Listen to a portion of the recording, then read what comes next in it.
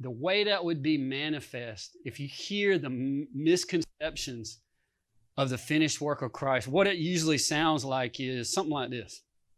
You'll be around people that are believers and they'll say something like, I'm not going to die until the moment God's ready for me, and when He's ready, I'm going to go. Right? Or I'm not going to get sick unless it's okay with God. He's not going to allow Satan to put sickness on me unless God's okay with it. And it's not going to happen unless, and if He does, then okay. And you ever heard these kind of things being said, right? Amen.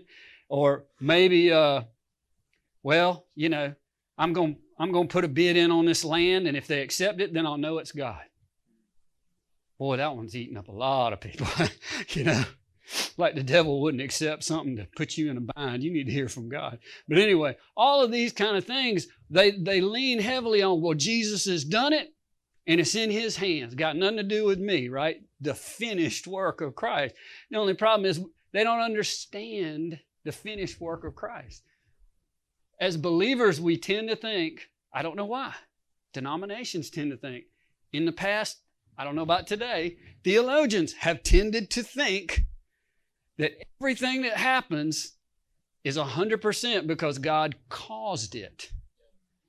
Now, we have known for a very long time that in many cases, when we read, and let's say, for example, we're reading and it says, God hardened Pharaoh's heart. We tend to think, well, God, you know, He hardened Pharaoh's heart, wouldn't let him change, right? We have known for a long time that the Old Testament is written in a textualization, is what I would call it, called the permissive. Now, what that means is, although the translator wrote it the way he thought it would be, it's actually written in the permissive, meaning God allowed Pharaoh to stay there. God allowed that to happen. Okay? We've known that, but people don't look at what we know, do they? So I want to talk with you about this if I can, because this idea of the finished work of Christ is greatly oversimplified. If I get sick, it's because God wanted me to. If I lose my job, it's because he intended it. You've heard people say it. If you don't believe this is true, then why do churches glorify when bad things happen to people? Do we do that? Who do we invite to give a testimony? Who do churches invite to give testimony? People that have had devastating things happen to them. Right? Yeah. And what do the people do? I'm going to share this with you just so you think about it, because we got to rearrange the thinking of believers, because our thinking is not in line with God. It's in line with man. We invite somebody to come to church, had a heinous thing happen in their life, but you know what? They still love God. That's their testimony. Terrible things have happened to me, but I choose to still love God. That's not a testimony of God, by the way. That's a testimony of you.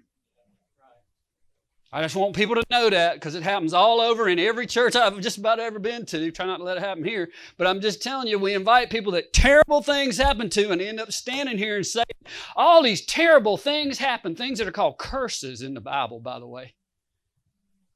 Curses, not blessings. And then we stand up here and we make big thing about this terrible curse that God allowed to come on to me. But I still love Him. I've been able to persevere by His grace. That's what we say. That may be true, but let's be clear. There's a greater measure of grace that we ought to be lifting up in our midst. Not the testimony of how I clung on to God when bad things happened to me, but the testimony of how God gave testimony of me by bringing me out. Amen.